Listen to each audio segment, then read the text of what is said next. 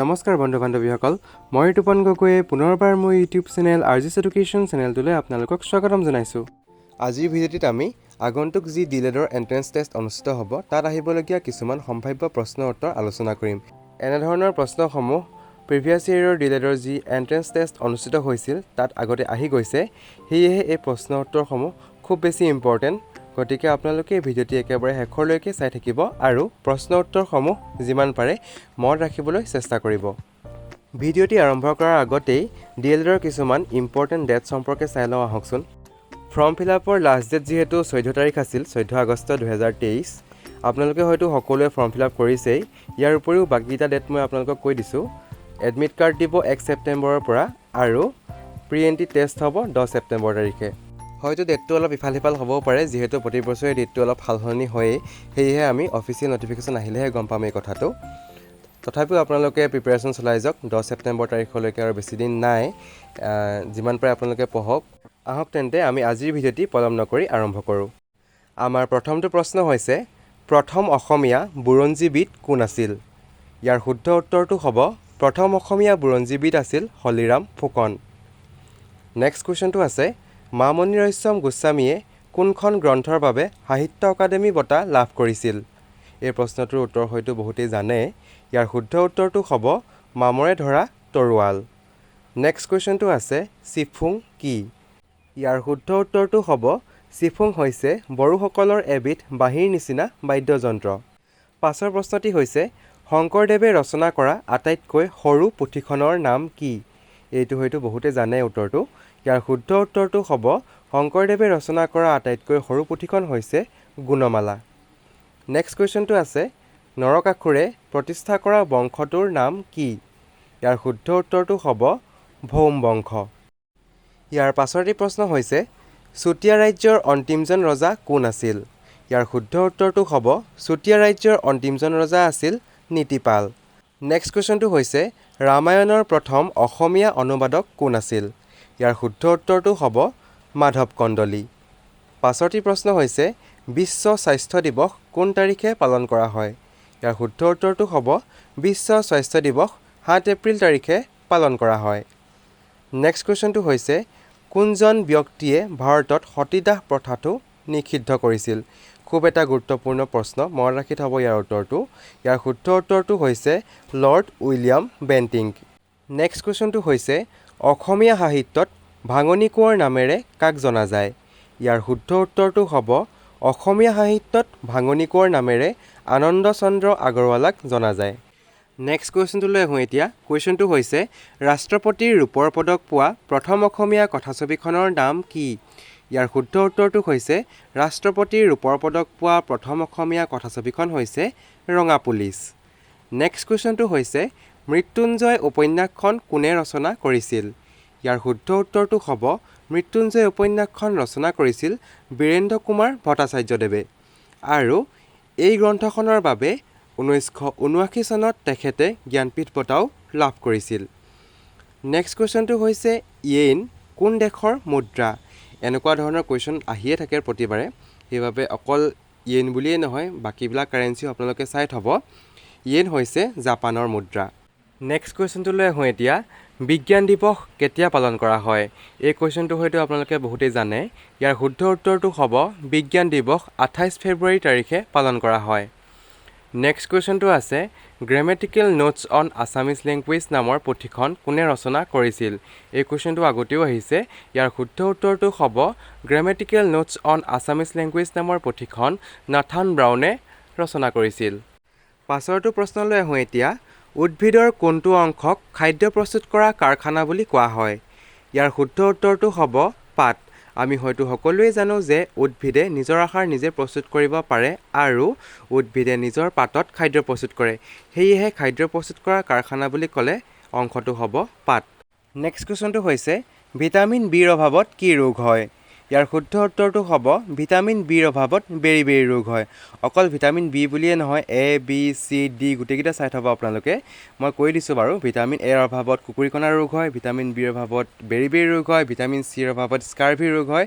এনেধৰণে আপোনালোকে গোটেইকেইটা ভিটামিনৰ অভাৱত কি ৰোগ হয় চাই যাব যিহেতু প্ৰত্যেক বছৰে এটা নহয় এটা কুৱেশ্যন আহিছেই এনেকুৱা ভিটামিনৰ অভাৱত কি ৰোগ হয় এনেধৰণৰ কুৱেশ্যন আহিছে সেয়েহে আপোনালোকক কৈ থৈছোঁ প্ৰত্যেকটো ভিটামিনে আপোনালোকে চাই যাব তেতিয়া পাৰিবই নেক্সট কুৱেশ্যনটো হৈছে পিত্তৰসে কি হজম কৰে ইয়াৰ শুদ্ধ উত্তৰটো হ'ব পিত্তৰসে চৰ্বি হজম কৰে ইয়াৰ পাছৰটি প্ৰশ্ন হৈছে এজন মানুহৰ চকুৱে স্পষ্টকৈ দেখা পোৱা দূৰত্ব অৰ্থাৎ নিকট বিন্দু কিমান অৰ্থাৎ এজন মানুহে কিমান সেন্টিমিটাৰ দূৰলৈকে স্পষ্টকৈ দেখা পায় সেইটো সুধিছে ইয়াৰ শুদ্ধ উত্তৰটো হ'ব 25 সেন্টিমিটাৰ নেক্সট কুৱেশ্যনটো আছে এতিয়া জুই জ্বলিবলৈ কি গেছৰ প্ৰয়োজন হয় এইটো হয়তো বহুতেই জানে ইয়াৰ শুদ্ধ উত্তৰটো হ'ব জুই জ্বলিবলৈ অক্সিজেন গেছৰ প্ৰয়োজন হয় নেক্সট কুৱেশ্যনটো হৈছে পাতৰ আঁহবোৰ কিহেৰে গঠিত ইয়াৰ শুদ্ধ উত্তৰটো হৈছে পাতৰ আঁহবোৰ প্ৰটিনেৰে গঠিত ইয়াৰ পাছৰ প্ৰশ্নটি হৈছে পৰুৱাৰ শুঙত কি এচিড থাকে ইয়াৰ শুদ্ধ উত্তৰটো হ'ব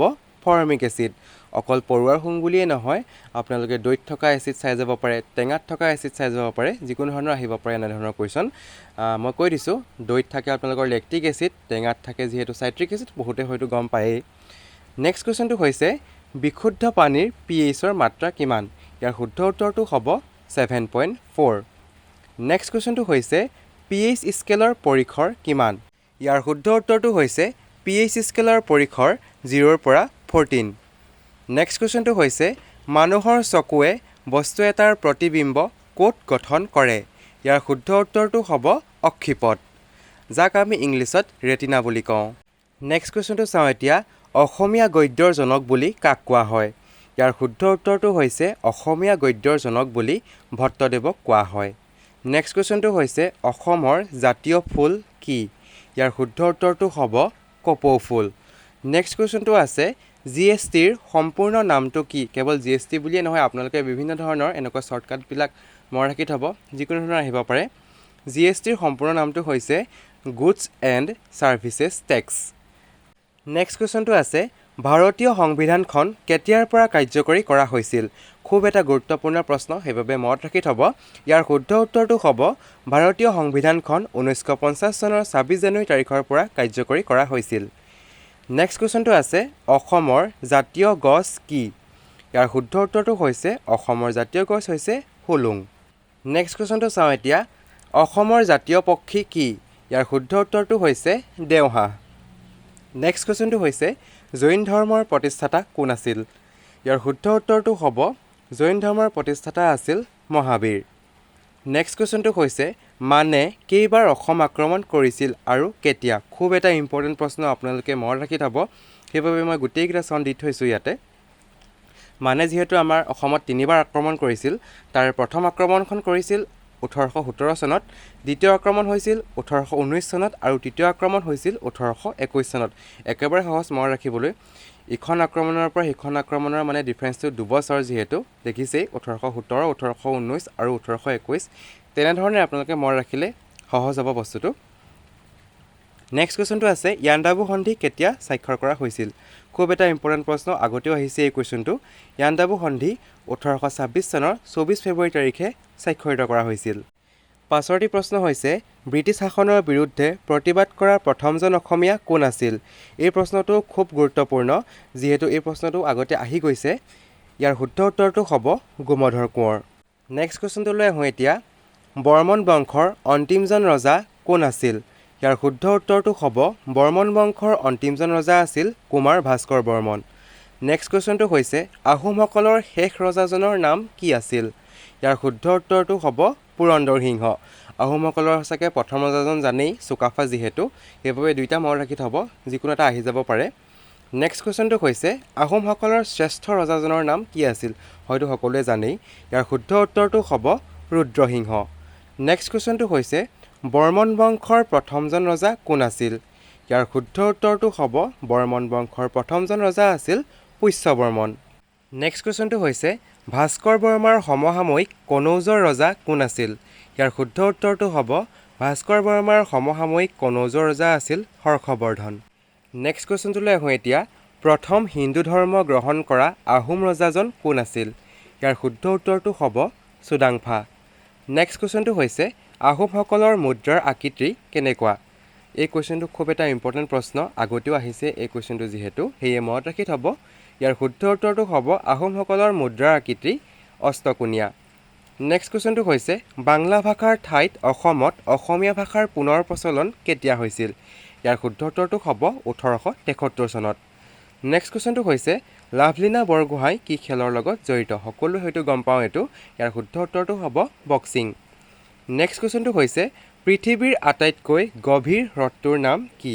ইয়াৰ শুদ্ধ উত্তৰটো হৈছে পৃথিৱীৰ আটাইতকৈ গভীৰ হ্ৰদটো হৈছে বৈকাল হ্ৰদ। পাছৰ প্ৰশ্নটি চাওঁ এতিয়া। নামঘোষা কোনে ৰচনা কৰিছিল? খুব এটা গুৰুত্বপূৰ্ণ প্ৰশ্ন। এই কুৱেশ্যনটো দুই এবাৰ আহি গৈছে আগত। ইয়াৰ শুদ্ধ উত্তৰটো হৈছে মাধৱদেৱ। হয়তো বহুতেই জানে শংকৰদেৱে কীৰ্তন ৰচনা কৰিছিলে আৰু মাধৱদেৱে নামঘোষা ৰচনা কৰিছিলে। এই দুটা কুৱেশ্যন খুব আহি থাকে। নেক্সট কুৱেশ্যনটো আছে নামঘোষাত মুঠ কেইটা ঘোষা আছে? ইয়াৰ শুদ্ধ উত্তৰটো হৈছে 1000। সেইবাবে নামঘোষাক হেজাৰী ঘোষা বুলিও কোৱা হয়। নেক্সট কুৱেশ্যনটো আছে ত্ৰিভুজ এটাৰ তিনিওটা কোণৰ যোগফল কিমান? অৰ্থাৎ যিহেতু ত্ৰিভুজৰ 3টা কোণ থাকে, গোটেই 3টা কোণ যোগ কৰি কিমান হয় সুধিছে, আৰু ইয়াৰ শুদ্ধ উত্তৰটো হ'ব 360 ডিগ্ৰী।